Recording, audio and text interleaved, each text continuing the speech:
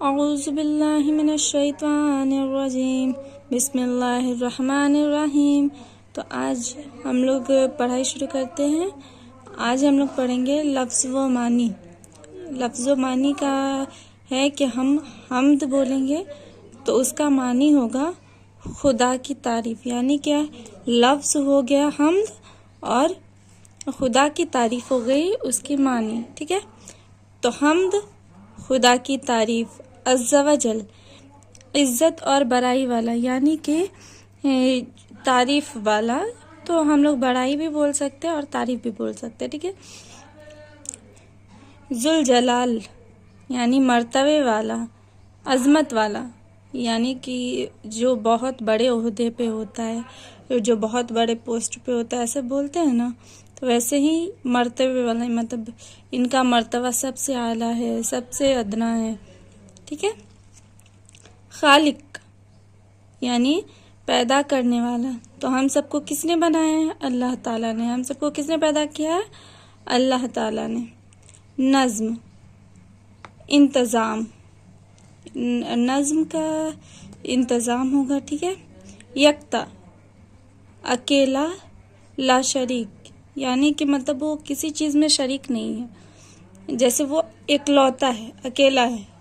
جیسے ہو گیا کہ ہم ہو گئے، اس کے بعد ہمارے ساتھ کوئی نہیں ہے، ہم بس اکیلا ہے، تنہا ہے، ویسے ہی اس کا مطلب ہوتا ہے یکتا یعنی اکیلا، اور لا شریک یعنی کہ کسی چیز میں شریک نہ ہو، اس کو بولتے، ٹھیک ہے۔ اس کے بعد ہم لوگ یہاں آ گئے، اب یہاں کا پڑھیں گے، ٹھیک ہے۔ ثنا تعریف، ثنا کا مطلب ہوتا ہے تعریف، ثنا یعنی تعریف، اوکے۔ محال ناممکن، یہ بولتے نا یہ تو میرا جینا محال کر کے رکھا ہے، یعنی ناممکن کر کے رکھا ہے، ٹھیک ہے۔ حال و قال یعنی کیفیت، وہ بولتے ہیں نا، ارے میں تو عجیب سے کیفیت میں پھنس گیا ہوں، تو حال و وقال یعنی کہ ہم حال نہیں بتا سکتے ہیں آپ کو، ایسی کیفیت میں پھنس گئے، ٹھیک ہے۔ ظلمت اندھیرا، ظلمت کا مطلب ہوتا ہے اندھیرا۔ دہر دنیا، دہر کا مطلب ہوتا ہے دنیا۔ عروج ترقی، یعنی اور نعت شریف سنے ہوں گے آپ، نہ عروج دے نہ جوال دے، وہی عروج یعنی کہ بہت عہدے والا، اوپر کا، یعنی